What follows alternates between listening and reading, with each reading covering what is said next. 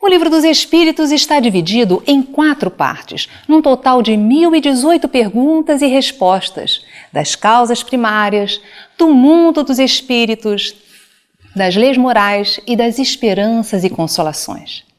Para falar sobre esta obra que revolucionou o pensamento humano, está aqui conosco José Passini, escritor e expositor espírita, ex-reitor da Universidade Federal de Juiz de Fora. Passini, estamos muito felizes aqui com a sua presença. Obrigado. Feliz estou eu de estar aqui e poder falar sobre a nossa doutrina. É verdade. Quando Kardec começa na introdução do Livro dos Espíritos, ele fala logo sobre uma diferença entre espiritismo e espiritualismo. Conversa conosco sobre o assunto. Porque Kardec é mais do que um religioso, né? Muita gente esperava que fosse um místico que tivesse trazer uma mensagem tão profunda, tão importante quanto o espiritismo. Ele era um educador, um homem eminentemente prático. E diz ele lá na introdução do Livro dos Espíritos que para coisas novas, palavras novas. E havia já a palavra espiritualismo. A palavra espiritualismo engloba todas as religiões, né? É o oposto ao materialismo. Então ele cunhou a palavra espiritismo, espiritista, o adepto do espiritismo, ou espírita. Essas palavras, que às vezes são usadas erroneamente, foram cunhadas por Kardec, para definir exatamente essa doutrina, né? Que com base no Evangelho de Jesus, a base ético-moral do Evangelho de Jesus, mas traz esclarecimentos outros, né? Que vieram dilatar e adequar até a própria vida moderna os conceitos de Jesus. Agora, no Livro dos Espíritos, Kardec coloca a primeira questão, é muito interessante, que é Deus. E a resposta dos Espíritos é uma coisa fantástica, abrindo um novo horizonte a respeito de Deus, né? É interessante a pergunta de Kardec, né? Porque você falou muito bem, o que é Deus, né? O que é Deus? Ele não pôs quem é Deus, quem personaliza. Ele não quis induzir nada, né? Nada. Aquele olhar do cientista, da pessoa despojada de preconceitos. Exatamente, E ele então pergunta, e se ele bem perguntou, melhor responder os Espíritos. A inteligência suprema, causa primeira de todas as coisas.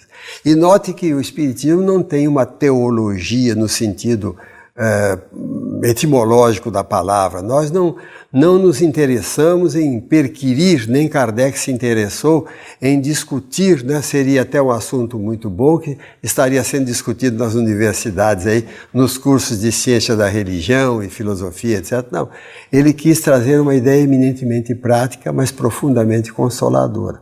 Ele pergunta, parece assim uma coisa muito fria ele perguntar o que é Deus, né? Mas, por outro lado, ele nos traz de volta a visão de Deus misericórdia, Deus amor, Deus que não manda um filho para o inferno, né?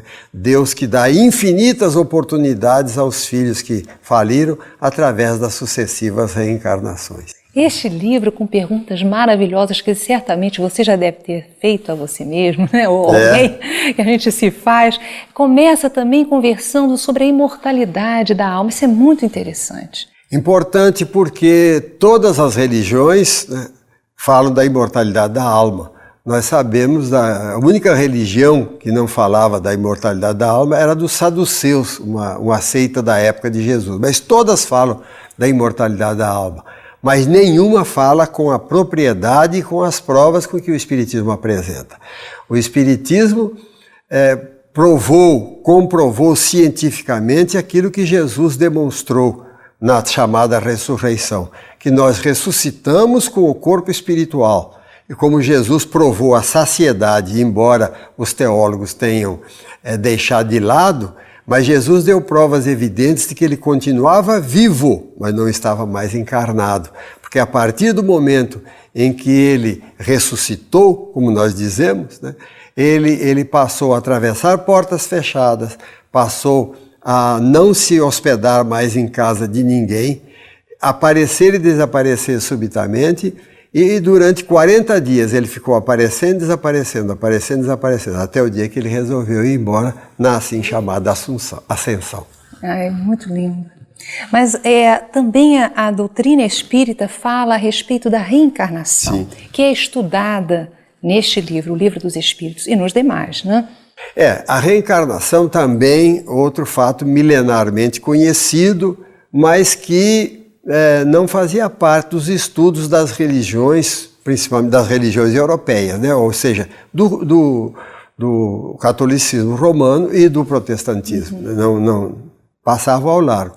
Mas o Espiritismo, então, vem nos mostrar que essa verdade milenar, né, realmente não se baseia em suposições, né, que é verdadeira. E que o próprio Jesus admitiu a reencarnação, né, quando ele conversa com Elias e Moisés no Monte Tabor, conforme está lá no Evangelho de Mateus, no capítulo 17, ele diz ao final, né, quando estranha o fato de Elias estar ali, não ter voltado, ele diz que o João Batista era o Elias que havia de vir. Quer dizer, João Batista já tinha voltado, Elias tinha voltado, reencarnado como João Batista, e estava ali se apresentando, reencarnado como João Batista, voltou ao mundo espiritual e podia assumir qualquer das formas físicas que ele tivera. E aí ele se apresentava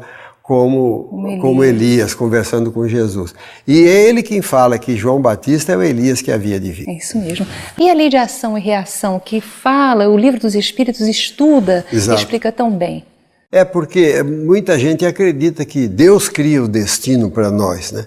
E através do estudo do Livro dos Espíritos, nós vemos que quem cria o nosso destino somos nós. Nós fomos criados, todos, né, espíritos, a partir da mesma base, todos os seres fomos criados a partir da mesma base. A herança divina que todos nós trazemos dentro de nós é a mesma para todos os espíritos. E fomos criados simples e ignorantes. Simples e ignorantes. E o que é que nos diferencia um dos outros? O que é diferente da criação é obra do homem, não é obra de Deus. Deus nos dá a todos a mesma, vamos dizer assim, a mesma potencialidade evolutiva. A partir daí o espírito começa a trabalhar, né? Nós somos co-criadores, então. Exatamente, porque nós criamos, vamos incorporando saber e vamos desenvolvendo o sentimento que já é imanente ao espírito. Por isso que Jesus fala lá no Sermão da Montanha, que resplandeça a vossa luz diante dos homens, porque todos nós temos dentro de nós a mesma quantidade de luz.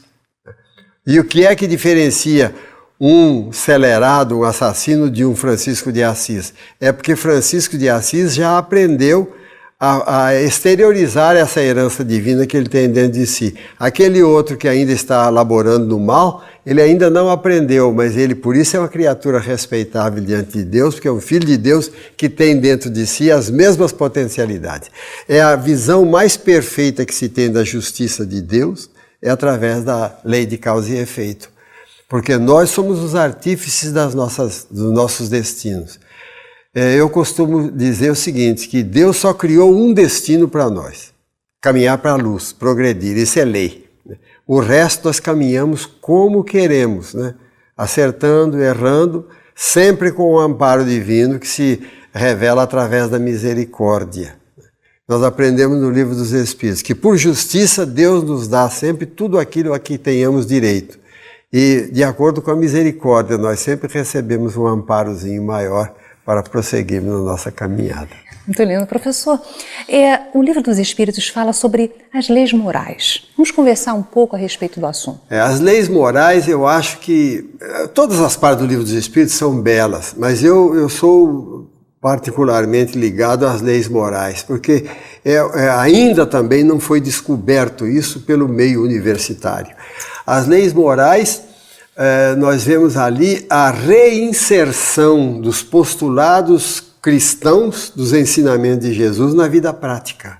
Porque Jesus, pela primeira vez na história do cristianismo, discutiu temas eminentemente práticos, eminentemente sociais, né? Ali, à luz do Evangelho de Jesus. Então ele começa falando da lei divina ou natural. onde você depreende que nem tudo que é legal é moral. Isso é importante, né, para a nossa vida. Aprende a lei de adoração, que a prece não é apenas um petitório interminável, etc. Né? A prece é uma ligação que você faz com os poderes maiores da vida, demonstrando as suas necessidades e também apresentando a sua predisposição para resolver os seus problemas. Uma integração com a mente cósmica, não é? Exatamente. É uma integração. Você vê a lei do trabalho, por exemplo, que está lá nas leis morais. A lei do trabalho é um verdadeiro hino em favor do trabalhador, quando todo o pensamento religioso da época se calava diante da exploração terrível que sofria o operário na Europa no século passado.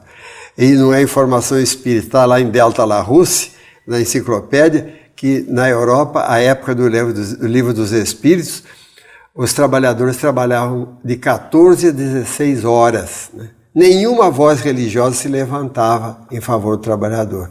Está lá no Livro dos Espíritos, Kardec suscitando aos espíritos a resposta. E os espíritos dizem: incorre responsabilidade perante Deus aquele que, usando o seu poder, impõe excessivo trabalho aos que estão sob a sua orientação e etc. O senhor falando da lei do trabalho, eu me lembrei também da igualdade entre o homem e a mulher, que o Livro dos Espíritos fala. Exatamente. Né? Jesus foi o primeiro feminista no contexto cristão, Kardec foi o segundo. Isso é fato histórico que nós falamos e comprovamos, porque ninguém na Europa do século XIX falava em direito da mulher. Nenhum. Está lá no Livro dos Espíritos, Kardec perguntando: são iguais perante Deus e têm os mesmos direitos, o homem e a mulher? Ele não perguntou para a sua ilustração pessoal, porque ele tinha formação humana suficiente para dizer isso. Mas os Espíritos respondem com uma outra pergunta, curiosamente: não têm ambos a inteligência do bem e do mal e a capacidade de progredir? E ali no Livro dos Espíritos, quem olhar, vê ali uma belíssima orientação dos Espíritos e comentários de Kardec sobre o papel da mulher no mundo. Porque Kardec pergunta: são iguais em valor as tarefas deferidas ao homem àquelas deferidas à mulher? E os Espíritos respondem: sim, maiores até. É ela quem educa o homem. Olha, muito interessante. São conceitos, né? Muito importantes. E continuando com as leis morais, né? Nós falamos da lei do trabalho, Fala da lei de liberdade, por exemplo. Né? Lei de liberdade, em que ele discute a liberdade de pensar numa época que o pensamento religioso era cerceado, terrivelmente cerceado. Né?